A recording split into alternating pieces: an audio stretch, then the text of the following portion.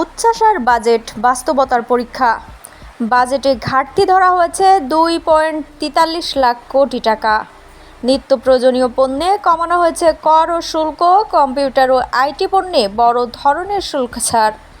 মূল্যস্ফীতি 7.5% নামিয়ে আনার লক্ষ্য নির্ধারণ। বাজেট বাস্তবায়নই হবে বড় চ্যালেঞ্জ বলছেন অর্থনীতিবিদরা।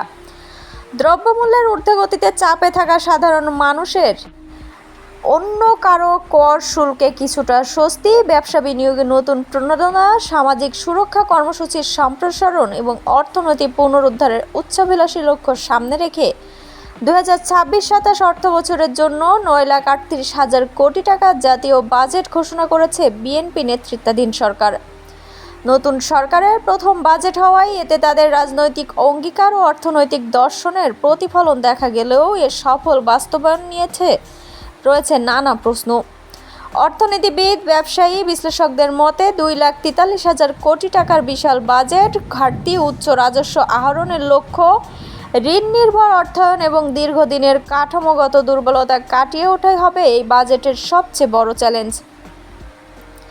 গত বৃহস্পতিবার 11 জুন জাতীয় সংসদে বাজেট উপস্থাপনকালে অর্থমন্ত্রী আমির খসরু মাহমুদ চৌধুরী বলেন, গণ অভ্যুত্থান ও রাজনৈতিক পরিবর্তনের মধ্য দিয়ে দেশ নতুন এক গণতান্ত্রিক যাত্রায় প্রবেশ করেছে।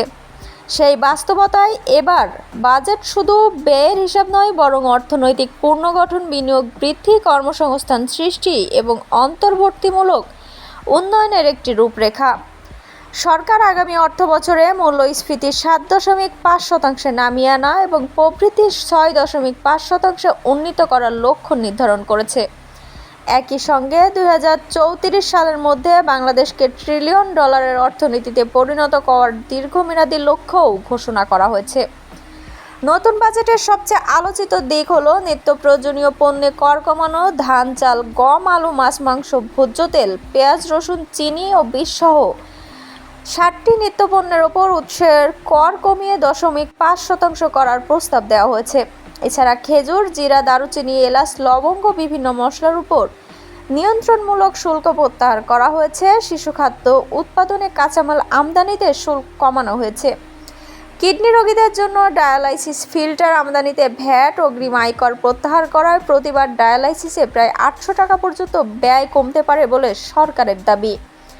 তথ্য প্রযুক্তি খাতকে উৎসাহিত করতে laptop, desktop computer, server, monitor, printer আমদানিতে প্রায় সব ধরনের শুল্ক ও কর তুলে দেওয়া হয়েছে। একই সঙ্গে বৈদ্যুতিক গাড়ির ওপরে কর কমিয়ে পরিবেশ বান্ধব পরিবহন ব্যবস্থার প্রসারে বড় ধরনের প্রণোদনা দেওয়া হয়েছে। এসব উদ্যোগের ফলে বাজারে কিছু পণ্যের দাম কমার সুযোগ তৈরি হলেও সুবিধা শেষ পর্যন্ত ভোক্তার কাছে পৌঁছাবে কিনা সেটিই এখন বড় প্রশ্ন। স্বস্তির পাশাপাশি কিছু পণ্যের ক্ষেত্রে বাড়তি ব্যয়ের আশঙ্কা রয়েছে। সিগারেটের সব স্তরে ন্যূনতম মূল্য বৃদ্ধি করায় এর দাম বাড়বে। নিকোটিন পাউচ, নিকোটিন গ্রানুলেশনের ওপর 350% সম্পূরক শুল্ক আরোপ করা হয়েছে। ডিজেল, পেট্রোল, অকটেন চালিত মধ্যম সারির গাড়ির করভার বাড়ানো হয়েছে, ফলে এসব গাড়ির দাম বাড়তে পারে।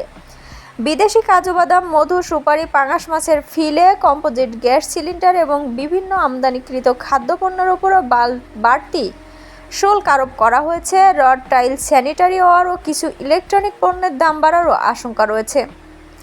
বাজেটের সবচেয়ে বড় গুরুত্বপূর্ণ আলোচনার বিষয়গুলোর মধ্যে একটি হলো ঘাটতি। অর্থমন্ত্রী জানিয়েছে আগামী অর্থবছরে বাজেট ঘাটতির পরিমাণ হবে 2,43,000 কোটি টাকা, যা জিডিপি 3.6%। এই ঘাটতির মধ্যে 1,27,000 কোটি টাকা অভ্যন্তরীণ উৎস, 1,16,000 কোটি টাকা বৈদেশিক উৎস থেকে সংগ্রহের পরিকল্পনা রয়েছে। তবে অর্থনীতিবিদদের প্রশ্ন, রাজস্ব লক্ষ্যমাত্রা পূরণ না হলে এই ঘাটতি আরও বড় আকার ধারণ করতে পারে।